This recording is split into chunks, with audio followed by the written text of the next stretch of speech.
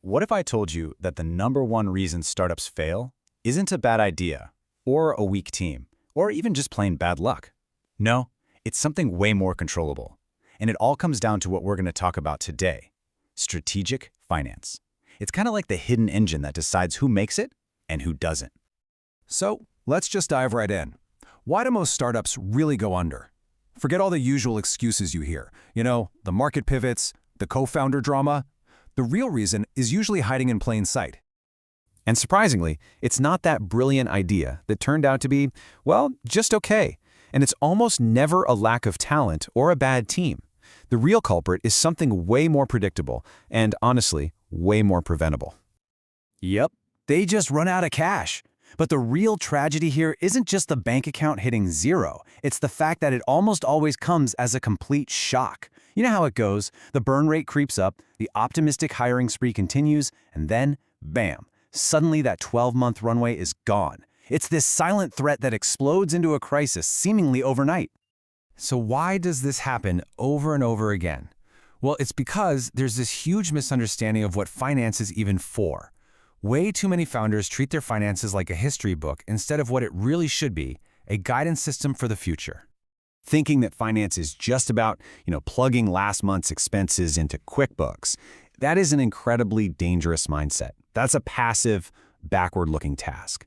And in a startup, being passive about your cash, that's probably the fastest way to become another statistic. And here it is, the critical difference. Bookkeeping, it just records what already happened. It's important, you need it for compliance, sure. But strategic finance, that's all about shaping what will happen.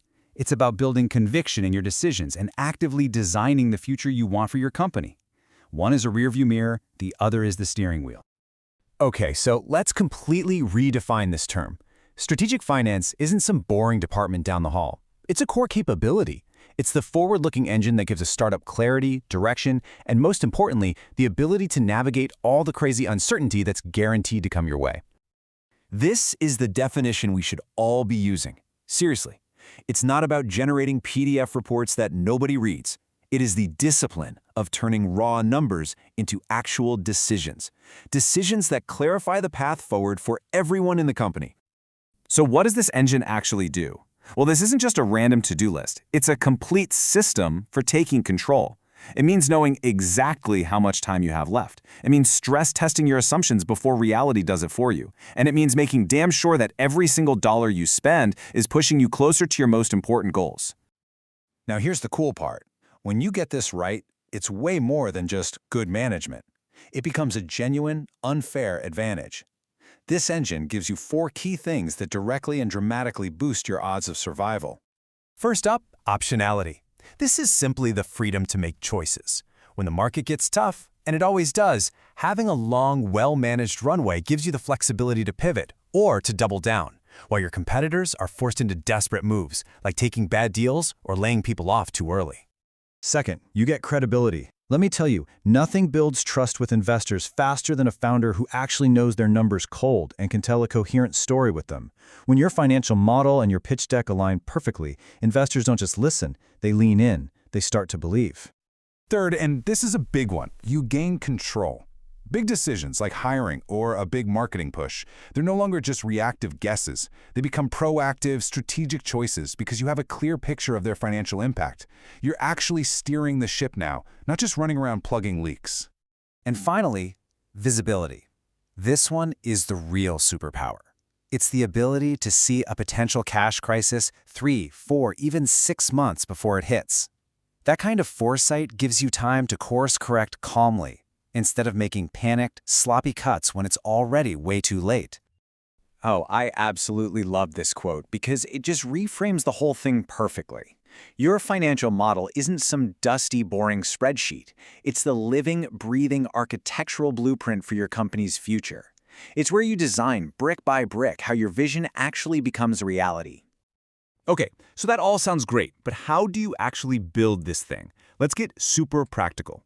Here's a simple 6-step playbook any founder can use to start building this kind of financial resilience, like today. All right, number 1, forecast your runway every single month. It's a living number. 2. Model at least 3 scenarios, base case, worst case, and best case, so you know your boundaries. 3 and 4 are all about unit economics. Get obsessed with your customer acquisition cost, payback period, and your gross margin. 5. Track when cash actually hits your bank account, not just when you send an invoice. And 6, this is the big one.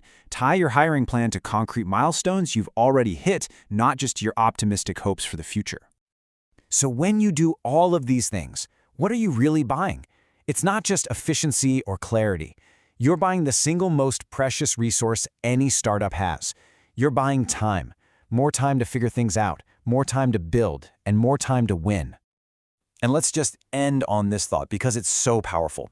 The startup graveyard is absolutely filled with brilliant ideas that just ran out of time. Your job as a founder isn't just to have the vision, it's to secure the time needed to make that vision real. So I'll leave you with this one question. Take a hard look at your own company, your own project.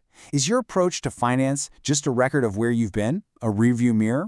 Or is it that powerful, forward-looking engine that's actively driving you where you need to go? The answer to that question could literally make all the difference.